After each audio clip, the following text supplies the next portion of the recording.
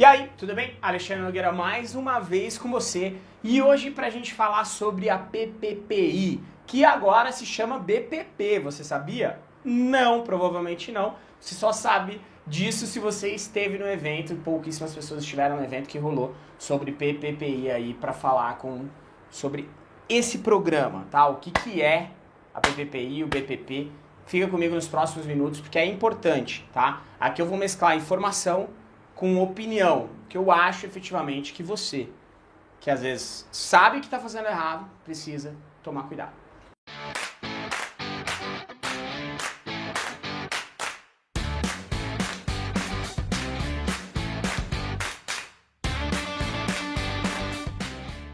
Bom, antes de mais nada, comenta aqui, tá? O que você acha sobre a PPPI, sobre o BPP, né, agora. Então vamos começar a trazer essa sigla, mas também marca alguém que precisa assistir sobre esse vídeo e eu quero falar um pouquinho com você sobre o programa aí de proteção à propriedade intelectual, o antigo PPPI, que agora se chama BPP, ok?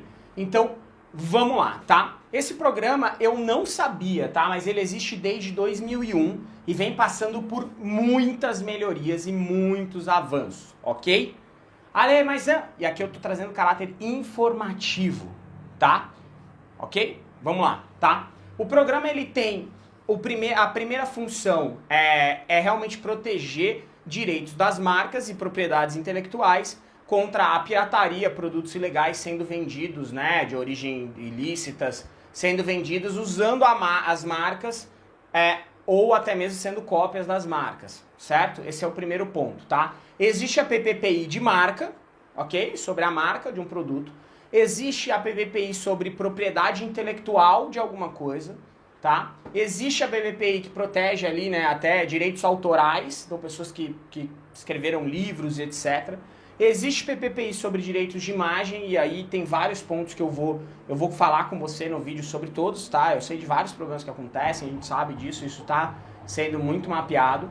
Então a gente tem também ali um direito que protege quanto a isso, e existe efetivamente, né, para proteger no primeiro ponto, certo?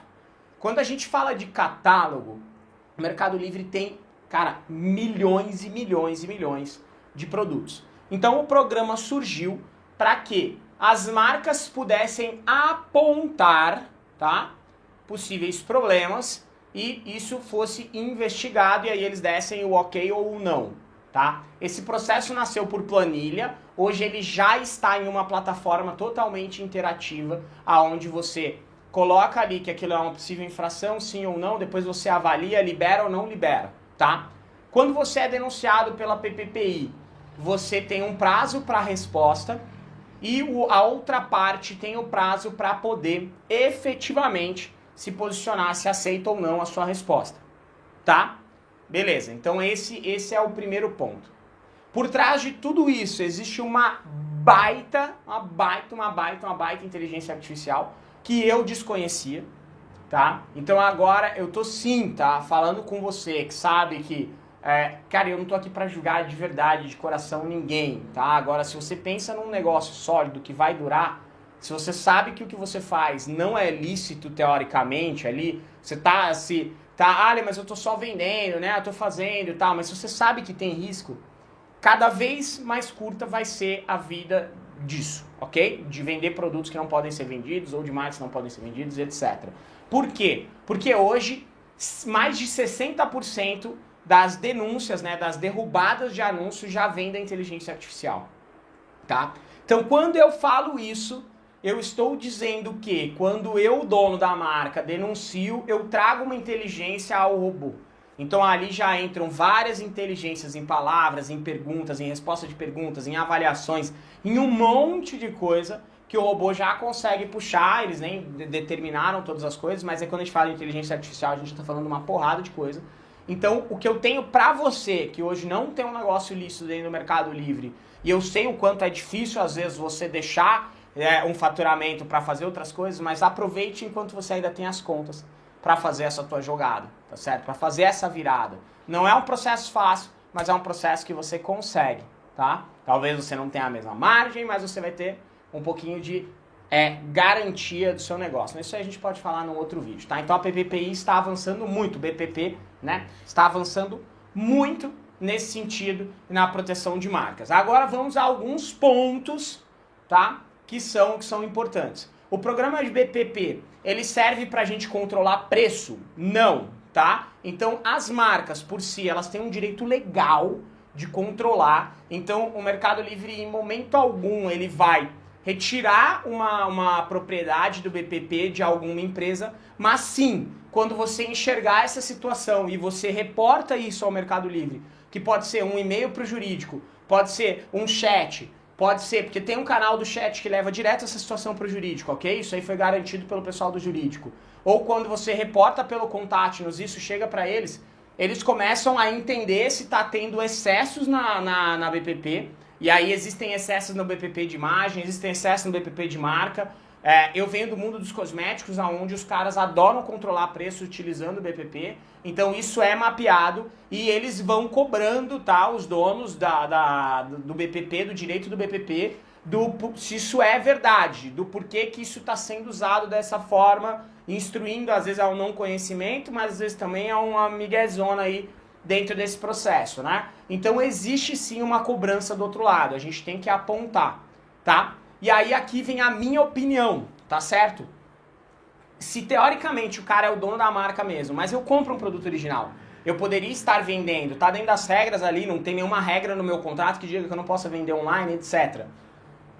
Notifiquem extrajudicialmente os donos do BPP, tá certo? Então se você compra uma marca X, e essa marca X está dizendo que você não pode, seu produto é original, é comprado no distribuidor oficial, ele é um produto que poderia ser vendido, notifica ele, porque ele precisa entender a gravidade, a seriedade que pausar ou derrubar um anúncio indevidamente no BPP, no PVPI, o que isso traz de consequência para o seller na outra ponta, né? Se você notar, o nosso tempo de resposta a uma PPPI, uma BPP, né? Eu vou falar sempre mesclando para vocês entenderem, mas ao BPP, ela tá bem menor do que era antes para que tenha agilidade, assim como a marca também tem um tempo muito menor para responder. Se eu não respondo, automaticamente eu tô assumindo minha culpa. Se a marca não responde, automaticamente ele tá me livrando. E aí eu volto ativo. Isso foi um movimento que o Mercado Livre fez, porque nesse processo, como ficava muito demorado, o seller perdia muitas vendas quando ele era um bom seller, tá? E o dono da marca, ele consegue colocar você, o seu apelido ou o seu anúncio, como um anúncio que nunca mais vai aparecer para ele denunciar. Então ele consegue, se você tem apelidos, se você tem um bom contato com as marcas, com as fábricas, então tente se colocar nessa lista, nessa whitelist aí, nessa lista branca, efetivamente, para não aparecer mais, entendeu? Então vá atrás disso também, que isso é importante. Aí você não corre o risco do seu anúncio ser denunciado. Porque tem muito escritório jurídico se especializando nisso e cuidando, e ele não tem o contato contigo. Às vezes você é amigo do dono da fábrica, mas o cara da ponta não sabe, né? A gente está falando de apelidos no Mercado Livre, então o cara também não sabe quais são os apelidos. Então isso tudo é um ponto importante para se pensar, tá? Uma outra coisa, isso aí foi um outro fator que eu fui descobrir depois, tá? O INPI, ele passou a fazer parte, se eu não me engano, é um Pacto de Madrid, aonde ele teve que acelerar o processo de concessão de marca. Antigamente levava até 4 anos para você ter a sua marca. E aí os caras entraram no protocolo, tiveram que mudar a execução, só que eles abriram a torneira. E aí quando eles abriram a torneira, isso aí é a minha posição, ok? Eles estão, sim, dando direito de marca a diversos termos populares, diversos termos que já viraram no mercado, foram popularizados. E aqui existem 2 movimentos. E atenção, donos de marcas, donos de fábricas que estão sendo prejudicados com um movimento como esse, vocês têm mais dinheiro do que a gente seller, ok? Mas vocês podem entrar com pedido de nulidade desses termos. Vou usar um exemplo aqui, lisoplastia. Um abençoado foi lá e registrou a marca como marca lisoplastia e saiu derrubando todo mundo. Só que lisoplastia já era um termo, ele registrou depois que o termo estava sendo usado no mercado. Então sim, a gente poderia tentar um pedido de nulidade no INPI. E esse movimento já foi percebido sim pelo Mercado Livre, mas o cara tem a marca, ele tem o direito legal daquilo, tá? Mas também está sendo percebido, acredito eu, pelo INPI. Então não sei como que vão ficar essas próximas medidas, mas sim, eles já entenderam que isso está acontecendo. E aí o que você pode, tá, tentar, quando isso acontecer, se o cara não tirar, tá certo? Se ele não tirar efetivamente a denúncia, tentar com o Mercado Livre para que pelo menos você não tenha a sua conta bloqueada eternamente. Ale, mas isso é difícil, será que eles vão me ouvir? Cara, exponham a sua defesa, coloquem tudo a seu favor, tá? Um outro ponto que muita gente não sabe, mas depois que, quando acontece uma infração, o peso que existe, né? Não existe um número de denúncias, tá? Isso aí ficou muito claro. Não tem, mas se a denúncia é do seu José ou se a denúncia é do Einstein, o negócio vai ser mais ou menos. Não existe isso, tá? Denúncias são denúncias. O que acontece é que sua conta é denunciada por vários donos de direitos, isso aí pesa mais contra você. A partir do momento que você já foi bloqueado, teve uma conta bloqueada, existe um cruzamento de dados, tá? E aqui mais um fator muito importante, cara. Um dos dados que são cruzados, ok? É conta bancária. Então sabe aquele fornecedor, brother, que você paga, que você vai lá e deposita o dinheiro pra ele, porque é mais fácil, a gente quer dar aquela burladinha, né, como se funcionasse, mas eu quero depositar direto um valor pra alguém. Você acabou de criar um vínculo da sua conta com a continha daquele fornecedor lá, entendeu? Então cuidado, tá certo? Cuidado com os movimentos que vocês fazem nesse sentido, tá? Mesmo fazendo tudo certo, a gente pode acabar caindo numa denúncia do BPP.